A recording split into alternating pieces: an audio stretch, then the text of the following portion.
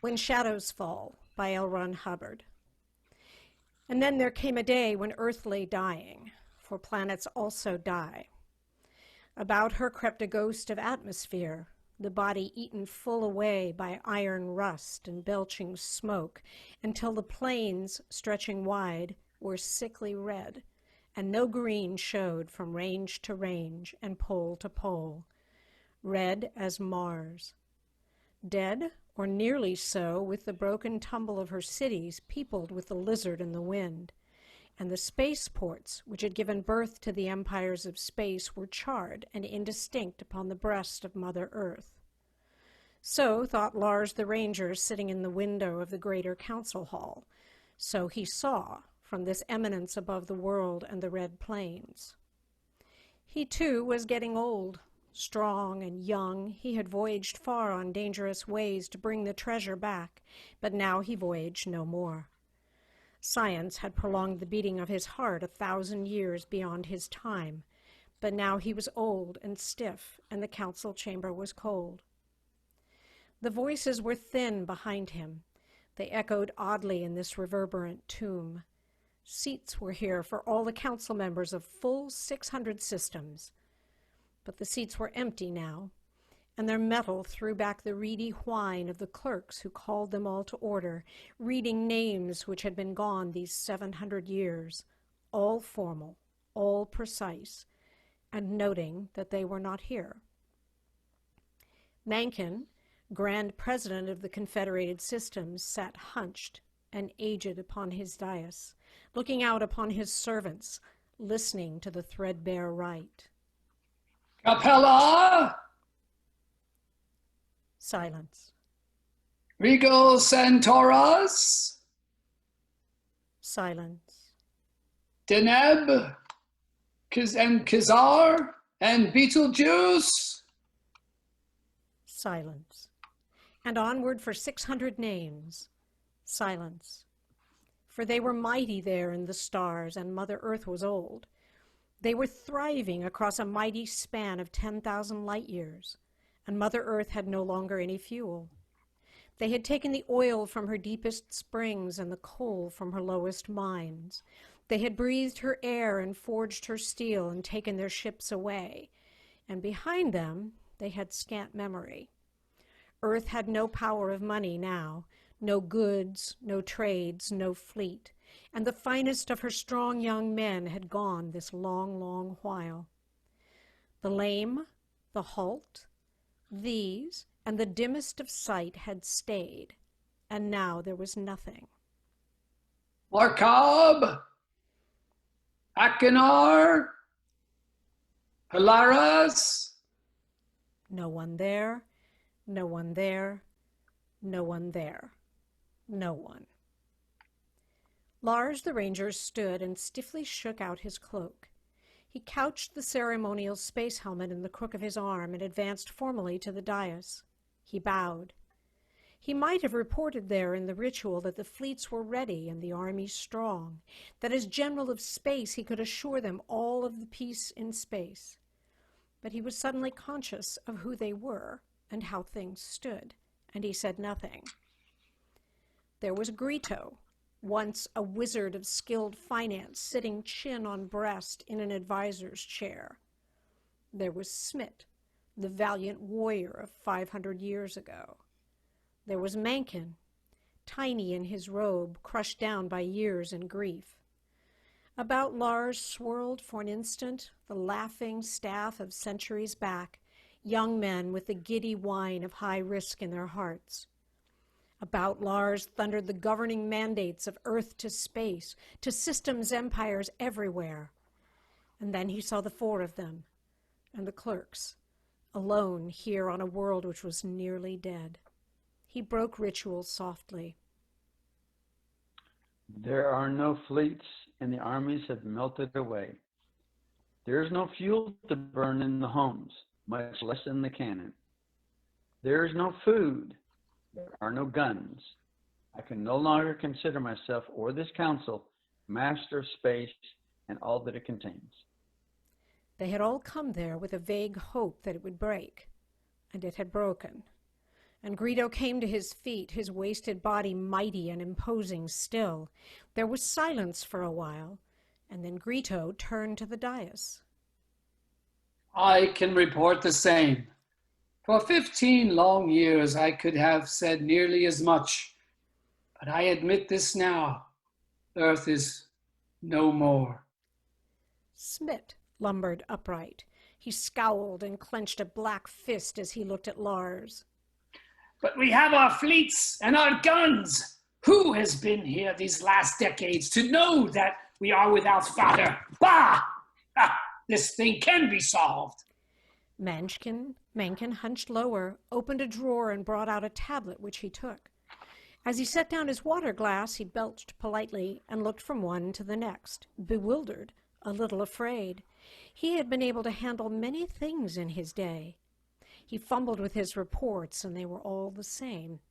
People were old, and children were few. The food was gone, and winter would be cold. He cleared his throat. Hopefully, he looked at Smit. I was about to suggest that some measure be taken to remove the few thousands remaining here to some planet where food and fuel are not so dear. But I only hope that I can be advised.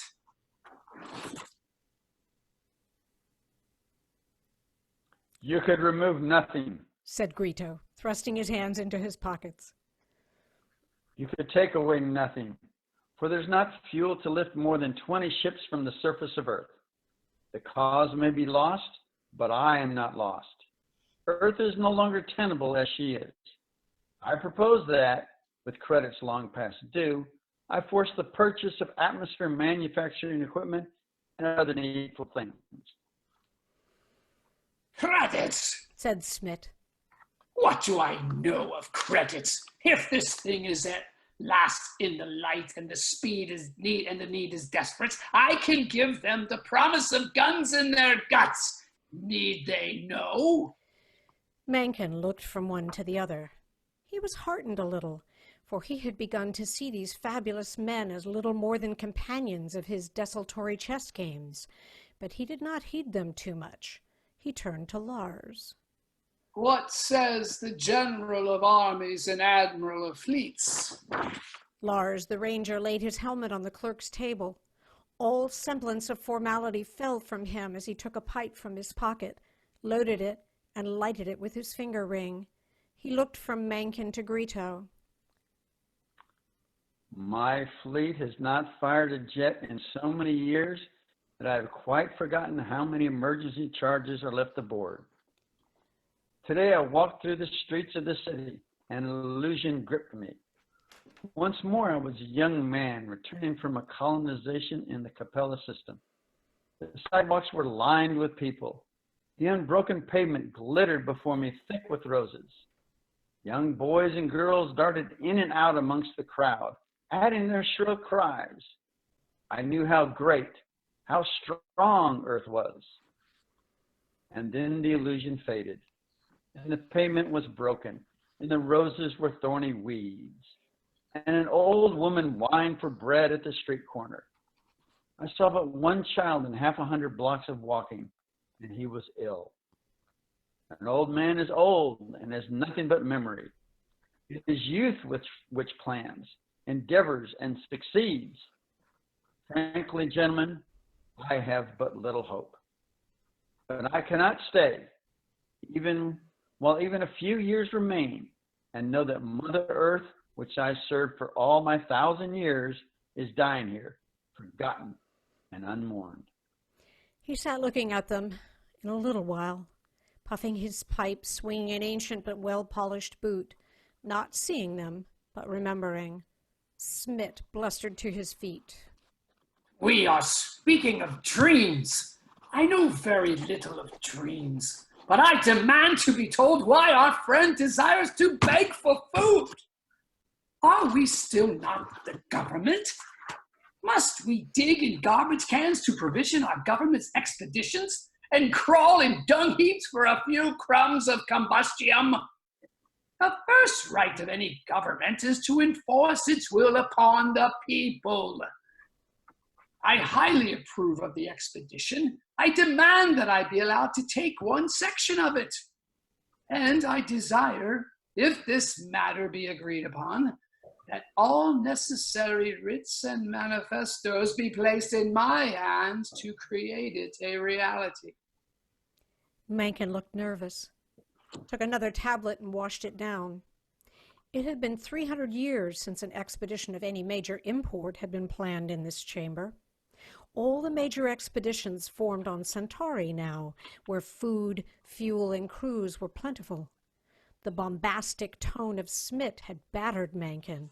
He looked at Grito. Grito was aware of the eyes upon him. He shifted his feet nervously. Hesitantly, he said, I approve of this expedition, even though I have little hope of its success. For it will be very difficult to attend to the financing here. Our funds are in an impossible condition. Our currency is worthless. I take it that at least 2 units, perhaps 4, will be sent. I myself would like the command of a unit, but how we are to finance the voyagers is a problem I cannot readily solve. 1 Earth dollar can be valued no higher than 1,000th of a cent on Capella. This means I must assemble millions. He rubbed his thumb against his forefinger. They like money out there in those systems. Print it, said Smith. Who'll know the difference? And if you are to command one of the units, then my advice is to print a lot of it. Mencken coughed. He looked at the 3 of them and knew that it was he who must make the decision. A small flame of hope was leaping up in him now. He thrilled to the thought that Earth might once more prosper and send forth and receive commerce and trade. The strangely renewed vitality in Smith's voice gave him assurance. Gentlemen, you give me courage. Unless one of you has some objection to offer, I hereby decree that, if possible, 3 units be dispatched singly on this mission. They will progress as far as possible through the empires of space and the outer worlds and will return with whatever succor or tidings each has been able to obtain. This mission would be worthwhile even if you return with no more than a few hundred pounds of element 176. There must be some way, gentlemen. There must be some way. Lars the Ranger stood up. I shall order the preparation of 3 destroyer units and do what I can to provide them with fuel and food. If it is your will, I shall command one of them and place 2 at the disposition of Smith and Grito. He about-faced and approached the door, where he turned. I can hardly believe, gentlemen, that we have at last decided upon a course of vigorous action. Who knows but what we shall succeed? The door of the Grand Council chamber shut behind him. Rumors spread far and wide across the planet, and hope, attended by many doubts, turned people's eyes to the night skies where the stars blinked strong and young. A few broadcasting systems expended hoarded ergs of power to announce the departures of the expedition. Several old-time glass paper editions of the newspapers in Greater Europa were given over exclusively to accounts of the various explorers. Smith was cited as the commander most likely to succeed, and his boasts at the spaceport before he took off were quoted as the purest truth. A week after Smith's departure, much space and talk was devoted to the fabulous Grito, whose reputation as a financier had been founded 1,500 years ago with the Capella exploitation. They neglected the fact that it had been his further speculations which had impoverished him. They placed their hopes in his ability to flim-flam the money moguls of the greater empires. When it came the time of Lars the Ranger to depart, most of the news value of the expeditions was gone. Lars the Ranger had very little to say at the port. No one questioned the mechanics or remarked the fact that he had prudently taken weeks to groom his ship and to choose his crew. But old officers came and offered this one a map, that one a chart, and another a handful of bullets. and men who had ranged far and knew were on hand to bid him Godspeed and good luck amongst the spinning suns, the comets and dying stars. They toasted him in farewell, and Lars the Ranger was gone. Earth, only half remembering, waited and starved. Winter came. The plains and mountains lay red. The thin air moaned bitterly cold about the towers of the government building. Sand drifted across the char marks on the rocket field. Then spring came, and summer came, and were gone again, and another winter lay coldly, dustly upon Earth's breast. And one bitter morning, a battered and rusty Mercy, which had borne Grito, came to rest on the government field. The instant it was sighted, each man thought of his rank and vied at the doors of the council chambers to give welcome to Grito. But it was no smooth and wily treasurer who came up to the big black doors. Grito hobbled, tired and bent, his space clothing ragged and out of repair. He was worn by hunger and all the bitter hardship of space.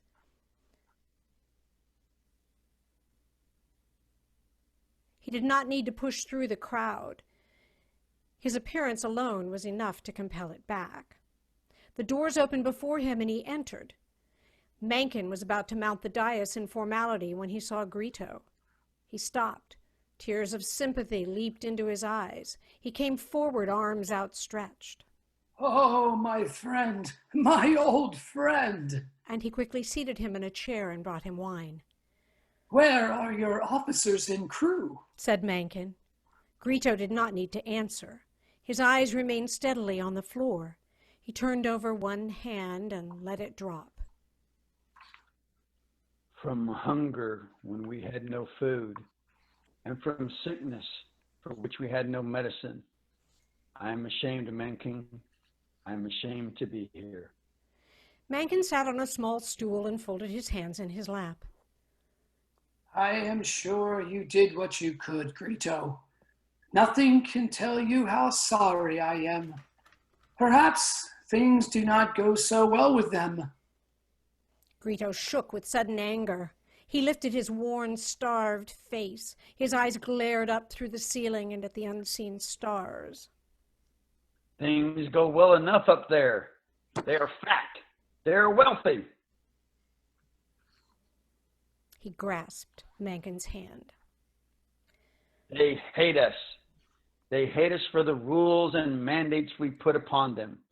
They hate us for the taxes that once we levied. They hate us for the wars we fought to stop. They hate us for the centuries we depreciated their currency to uphold the value of our own. Plutirion in the Alpha Draco Empire laughed at me when I came. He laughed with hysteria and was still laughing when I left. There was no mirth in that laughter. There was only satisfaction. They hate us, Mencken. We shall get nothing from them. Nothing. Cithara of Betelgeuse took a collection amongst the officers of his court to put a wreath in orbit about our sun after we were gone. I have been driven by laughter, by scorn. He sat for a little while, chin on his breast. Help me to my house, Mencken. I'm afraid I have not long to live. But it was Smith's return which spread the blackness of gloom across the world, for Smith was neither starved nor weary. Hate stood like a black aura around him, through which cracked the lightning of his voice. Feet planted wide apart, he stood in the spaceport. He met all who came to him with such a tirade concerning the ungratefulness of the children in space that the world was shocked into hopeless rage. He had gone the length of space, stopping everywhere he deemed it expedient. Everywhere he went, he had met violence and suspicion. He had crossed the trail of Grito several times. He spoke of the Grito plan to stabilize the currency of all space, with Earth as the central banking house, and the brutality with which the scheme, quite feasible, had been everywhere rejected. He told how Grito had sought to borrow a sufficient amount to rehabilitate Earth, and the outrageous interest that had been promised, and how the governments, which Grito had approached, had fought Smith with the plan on his arrival. But this was not the seat of bitterness with Smith. He told them of space fleets equipped with weapons more deadly than those that Earth had ever known. I ask you news of Lars the Ranger. Certainly, if you found Grito's track, you must have news of Lars. Yes, I have news of Lars. He had been in 3 places before I had arrived. He had said nothing. He had done nothing. The old officer looked incredulous. General, I am not of your branch of service, and I would not argue with you, but I believe you play carelessly with the reputation of one who, if he commanded it, could have audience wherever he went. Smith was stunned. Yes, certainly, audience he did have, but he was given nothing. This I know. Mencken was interested. Did you learn nothing of him? He asked Smith. All I know is that when I received audience after him, I was heard coldly. My requests were refused. My demands were laughed at, and I was personally insulted. I know but little of this, but I can tell you this certainly, that you can expect nothing of Lars the Ranger. For more than 2 months, the campaign of Smith's raged feebly across the worn, arid surface of Earth.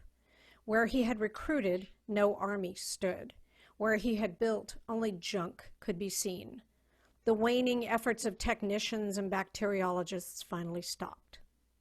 Earth fell once more into an apathy, and at night men no longer looked hopefully at the stars.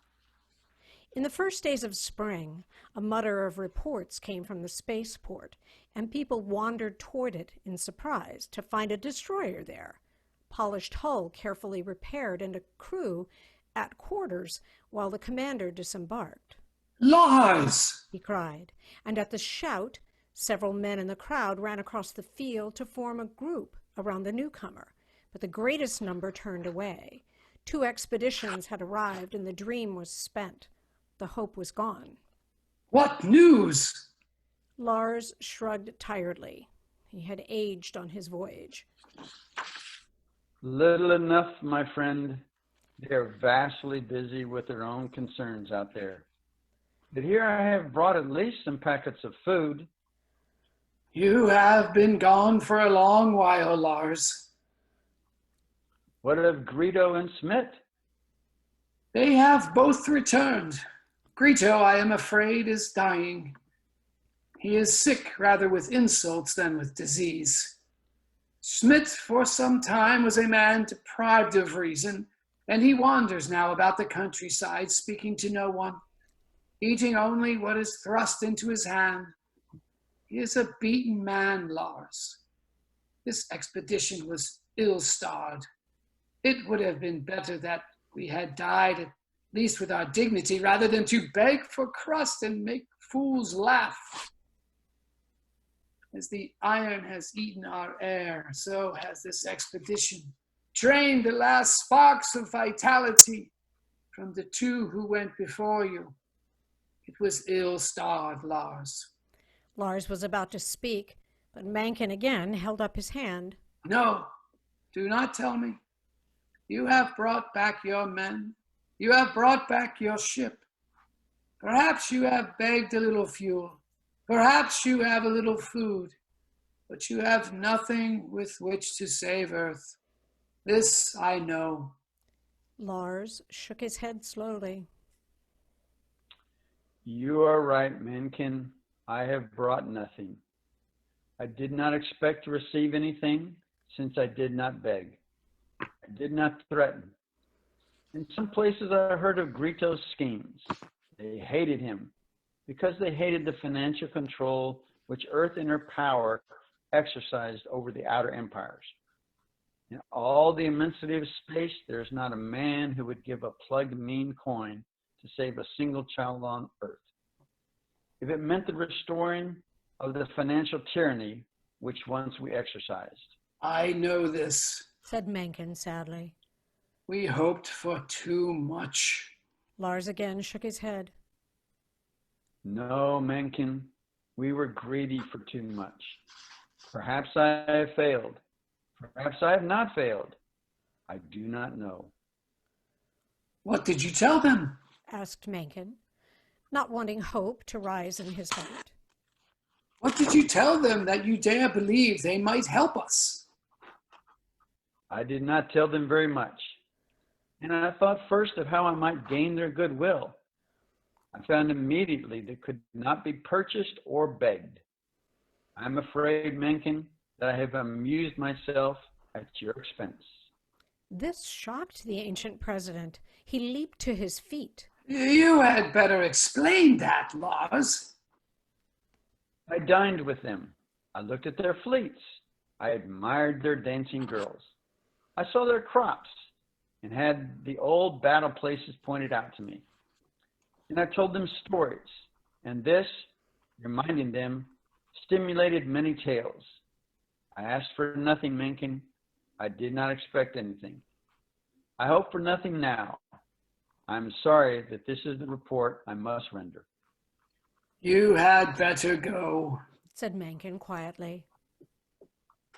For a month, Lars, nearly ostracized, lived at the Navy Yard in the improved destroyer, receiving old shipmates, giving presents from his frugal stock, but going unaddressed in the streets. He heard nothing but condemnation for the man who did not even try.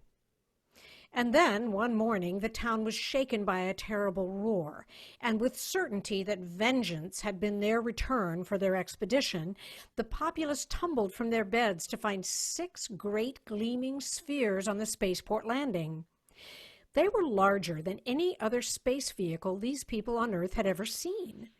From them came tumbling young men, well-fed and laughing. Then they began to unload equipment. No one dared to address the newcomers. With a hysterical certainty that they were about to be enslaved, the people of the capital, taking what little food they had, began to stream out of the far gate. A radio message from Asia was broadcast to the effect that 14 huge vessels, unidentified, were landing troops. Greater Europa reported being besieged, but said that no overt act had been made, and all was being done to evacuate the population before bombardment. Mencken received the reports in terror on his dais. He called together his cabinet. Noteworthily omitting Lars, he spent some fruitless 6 hours in feeble and frightened debate on measures of defense. No one came to him from the enemy forces, and he felt at last that he must surrender before lives were lost. When he and his staff went forward from the palace, they found that 19 new vessels lay in the plain beyond the city, and that an encampment was being hastily constructed. He was met by 4 boisterous young officers, each one from a different empire, all in working dress. The first of them, caught by the dignity of the cabinet and the president, and recognizing them as people of authority, quickly turned to his friends and sent one of them racing back toward a nearby sphere. Mencken took a grip on his courage. He had never looked for the day when he would have to surrender Earth to an attacking force. But now that he saw that it could not be helped, he could only try to carry it forth with dignity. He was somewhat amazed at the courteous mien of the young officers, who did not speak to him, but respectfully waited for a sign from the large spaceship. In a moment or two, hastily pulling on a uniform coat and adjusting his epaulets, a large middle-aged man strode forward toward the group. He stopped at a distance of 5 paces from Mencken, identified the chest ribbon and the ancient robe of office, and then spoke. Oh, you are President Mencken? He said politely.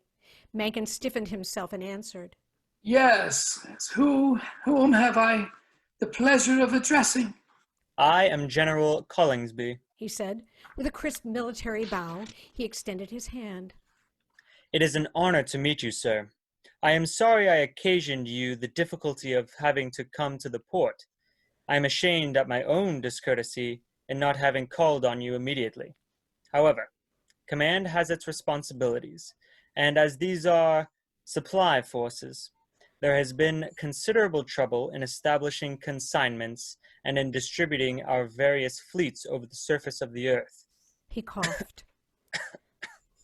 Excuse me, sir, but by Jupiter, your air is certainly thin here. My blood pressure must be up off the meter. But here, permit me to invite you into my cabin, where it is more comfortable and we may talk at leisure. Mencken straightened his shoulders. Sir, I thank you for your courtesy. I can only say that I hope that you will observe the various usages of war and that you will not treat your prisoners without inhumanity and that you will occasion as little suffering as possible. General Collingsby looked startled and then embarrassed. It was easily read upon his face that he had no clue to the meaning of Mencken's statements. My dear sir, I do not understand you. Has not my own governor, Vexpurius, contacted you concerning our arrival? General, the ionized beams of communication between Earth and her former colonies have been severed for more than 70 years. I am afraid we have not had sufficient power or even need to continue them in operation. Collingsby looked at his staff in round-eyed wonder and then at Mencken. He looked beyond the group before him and his face lighted. Perhaps this gentleman can clarify matters. Mencken turned to see Lars the Ranger with a small group of officers approaching. Collingsby eagerly grabbed Lars by the arm. My dear fellow, would you please acquaint your president with the true nature of affairs? By Jupiter, I had not thought of it before, but it certainly does look like an invasion. Oh, I am ashamed of this, Lars. I am ashamed of it. What a panic we must have caused. But I was certain that my government and the other governments had contacted Earth. Didn't you know, Lars? Mencken was bewildered. For the first time, he had a clear-cut look at what was poured into the encampment. He saw huge machines being unloaded. He saw that they were already at work with some of them. Beams were playing across the plains, and at each place one struck, puffs of smoke rose. Others were drilling into the earth and sending up high plumes of exhaust. Mencken suddenly realized that they must be re-oxygenators, injecting heat under the crust. A faintness came over him. He could not believe what he saw, and he could not hope. Lars turned to him. I could not tell you. I could not promise you. But truly, I did nothing. Collingsby interrupted with a sharp, No, he did nothing. He came and sang us old ballads and told us the hero tales of Earth. He reminded us of the heritage we had behind us, and of what we owed the mother planet. She was drained of her blood for our sakes. He made us see the quiet ocean and the green hills where our fathers lived, and then, having shrugged, said it was no more. He moved on. He went all through space and told his tales. In the empires everywhere, school children formed subscriptions, governments formed expeditions, scientists worked on what had to be done. But here, certainly, President Mencken, you can see how this would be. After all, Earth is the mother of all the stars. And somewhere in the heart of every man in the empire lurks a fondness for the birthplace of his race. For our histories are full of Earth, and our stories, all our great triumphs, contain the name of Earth. Should we then let her die? And so we have come here, these combined forces, to make the old land green again, to replace the oceans, to rebuild the atmosphere, to make the rivers run, to put fish in the streams and game in the hills. We'll make this place a shrine, complete and vital as it once was. There, inter-empire councils may arbitrate the disputes of space. Here, we can meet on the common ground of birth, and in the halo of her greatness, find the answers to our problems. For in the long run, the problems and the answers change very little. All the fundamental questions have been asked and solved on Earth before, and they will be again. But come, we have less than a week to repair all. It is he asked Lars. just a week to July 4th, is it not? And that was the anniversary of the launching of the first expedition to Earth's moon, wasn't it? But come, into my ship where we can have some refreshments. There will be time enough to stand around in the sun when all these fields are green. They looked at Lars, and Mencken smiled at them. Mencken swallowed back a lump of emotion in his throat. Lars, why didn't you tell me you had saved Earth with a song?